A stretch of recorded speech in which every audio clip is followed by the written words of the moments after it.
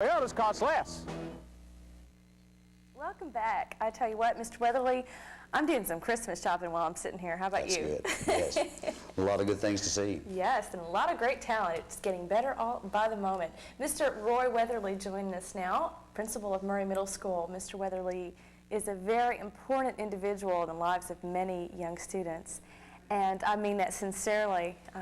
Served as principal of Murray High School for a time, and prior to that, and since that time, has taught English classes as well as history classes, I believe, and is very active in the community in many other ways, including he's quite a theatrical person. I'm good audience. And stands behind his wife. Good audience. That's right. And we're very appreciative of all your help with this telethon and letting us into the classrooms and allowing us to get a candid view of what goes on in Murray Middle School. We'll see some of that video a little later on. I have a couple of things to talk to you about, and basically I'd just like to start with Murray Middle School. Can you tell us about, we were talking to Ms. Hurd about some of the philosophies that they're integrating into the elementary system, and Murray Middle School certainly has a philosophy of its own based on a lot of pride of Murray City Schools, and in combination with many academic requirements, of course. And I'd just like for you to expand on that a little bit, what I was First, let me say, Gene's an awfully hard act to follow. And I want to take exception with whoever booked me, had me following her. Well, your kids follow hers. That's true, so it's logical. Right. You said something that I think we're going to just expand on, you know, the long history and the rich tradition, you know, the Murray City Schools.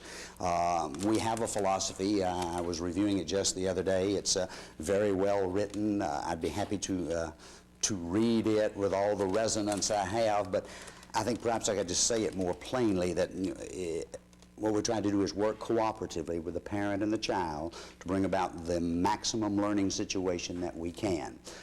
Playing on your words a moment ago, if we can build on or expand that excellent tradition that's existed in this community for generations, then that in itself is, you know, the philosophy of life that we would have.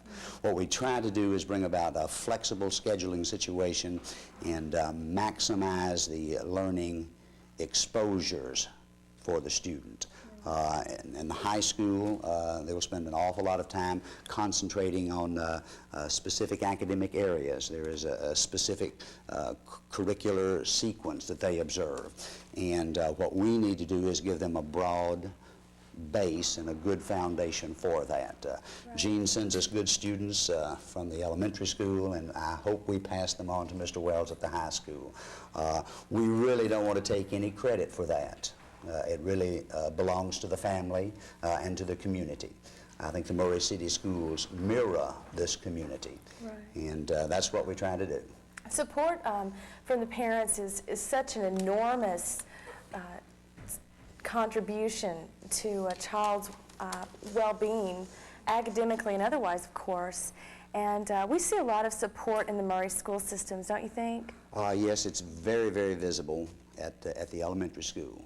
Jean has a very active PTO, and they do a lot of things. Of course, I think she mentioned her fall festival and the success that they have with that. There's something peculiar about the middle school age. At this particular time, you know, they still love mom and dad, but they're not so sure they want to be seen with mom and dad. So our PTO is less visible. It's nonetheless as active. Just this past week we had our fall PTO meeting and open house, and there was a financial report given, and just nearly everything that the PTO generates through their fundraising activities comes right back to the school. Case in point, just reviewing a few of these the other day with the faculty, there was an item that Mr. Ted Dotson needed in the arts classes. It was something that could not be accommodated in the budget.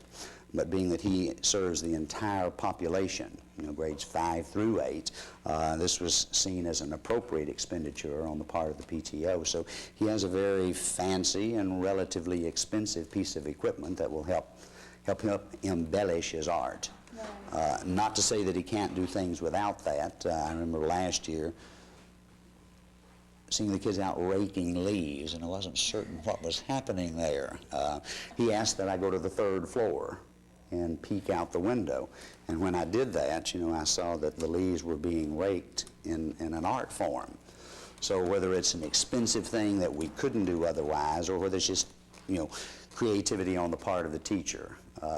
The parents are very supportive. Our PTO officers just this past week, Vicki Holton, the president, Regina Hudspeth, the vice president, Janet Fitch, the treasurer, and Peggy Allgood, the secretary, spend an awful lot of time at Murray Middle School. And I noticed some of those names are lifelong Murray residents, Yes. people who have gone through the Murray school system themselves. There is a loyalty.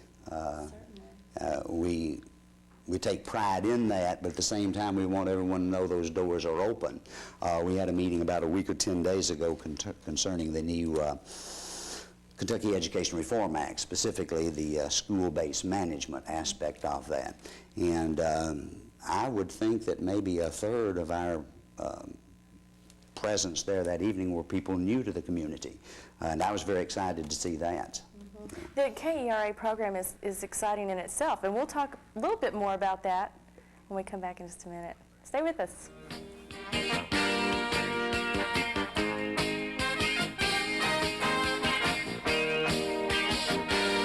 Cause it will create